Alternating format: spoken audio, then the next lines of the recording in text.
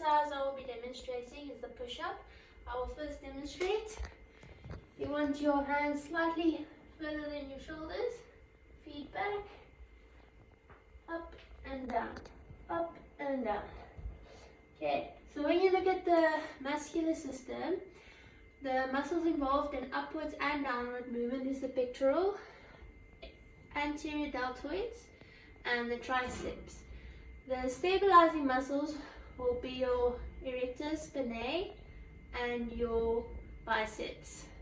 When you look at the skeletal system, which is made out of bones and joints, the joints that is involved in the push-up is your wrist, who's in permanent flexion, your elbows moving flexion and extension, and your scapula experiencing protraction and retraction. Then when we move on to the lever, the push-up is a second class lever, the feet acting as your axis, your body the resistance, and your arm is the effort or the force. Posture is extremely important as your weight needs to be evenly distributed during the exercise. If this is not happening, certain areas of your body will experience more force than other areas. This can lead to spinal defection and also injury in the joints, ligaments, or the muscle. Your center of gravity is going to remain in the middle, not leaning to the right, not leaning to the left, because this once again will put pressure on the wrong muscles. The progression for a push-up is adding weights on your back, increasing the load of the force, and then the regression is moving your knees closer to the force, lightening the load when doing the push-up, which will then be a lot easier. The skeletal and muscular system works together in order for the body to move, which is responsible for your body either being in center of gravity or out of center of gravity, or in the correct postural, your neutral alignment when doing the push-up. All of this is possible by nerve impulses being directed to the correct muscles at the correct time. Thank you. The second exercise I'll be demonstrating is the lower body compound exercise, which will be the split Bulgarian squat. Okay, so what you want to do, position your front leg, behind leg, on a chair or a bench at a gym, or a medicine, not a medicine ball, a big ball that you can balance on. So what you want to do is make sure that your front leg do not go over, and then obviously not go too far back, up and down, pushing with the front leg. Okay, so the muscles being used in the movement is the quadriceps, the soleus, the gluteus maximus, and the adductors. Okay, the stabilizing muscles will be your hamstring, your gluteus medius, and your gluteus minimus. Okay, it's also important to remember to breathing through all the exercises. Once you implement the force in the exercise, it's important to breathe out. When you look at the exercise, for the center of gravity, you want it to be exactly in the middle, because you only have one stabilizing leg, so it's easy to lose balance. So you want your center of gravity to be neutral, your upper body up, head and neck straight. You also want your pelvic to be aligned, because this will obviously make it easier to then balance. When you look at the joints that's involved in the movement, you get flexion in the knee and in the hip, as well as extension in the knee and the hip. You get plantar and dorsiflexion in the ankle.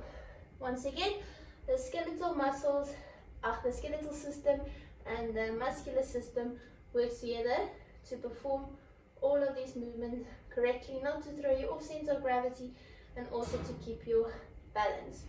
Progression for this exercise will be is picking up any form of weight, then increasing the load on the leg.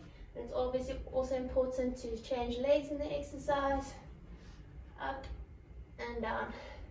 The regression in this exercise would be to simply move closer, putting a bit more pressure on the back leg, supporting the movement up and down for someone that's not able to just do it on one leg. Okay, so the third exercise I'm going to be demonstrating is the exterior trunk exercise, which will be focusing on the back muscles. It's called the Superman fly. I'll first demonstrate. So you want your body flat on the ground, and then you're going to move your all four limbs together. You're going to coordinate them very nicely up and down. Okay, so the muscles that you will be engaging is your erector spinae, as well as your gluteus maximus. Your stabilizing muscles will be your hamstrings. It's very important to keep your center of gravity in your trunk. We're moving up, you're going to keep it there and down. So you want to keep all the muscles in your core engaged, so you're able to keep there and down. Then when you lift your legs and your arms off the ground, you're working against gravity to do so. This will then be your resistance. You're moving your body out of a neutral alignment in order for those muscles to be working. The progression for this exercise will be to put either weight in your hands or on your feet or both, creating a greater resistance for your body to work against. The regression will be not lifting so high, but just little movements, so it's not that much pressure on your muscles. Then the joints involved in this exercise, all your joints is basically extended. From your elbow, your wrist is extended, your knees are extended, and then you will have a successful exercise. Okay, so my fourth and final exercise that I will be demonstrating is the bicycle crunch. So you want to start in a crunch position, legs bent, and you're going to go opposite leg, opposite knee, opposite leg, opposite knee. Head up, you're not going to be pulling your neck, you're going to keep it in a neutral position. You do not want your back to be too rounded, because this might cause spinal deflection in the long run. The muscles that you want to be engaging is your abdomen muscles. And then when I go to this side, my external oblique will be working. This side, opposite external oblique muscle will be working. It's very important, once again, to keep your center of gravity here, not falling forward, not falling back, as once again you will put pressure on the unnecessary muscles and you will not be working the targeted muscle area, which will then in long term maybe cause you injury or joint problems, or any ligament problems might come from this.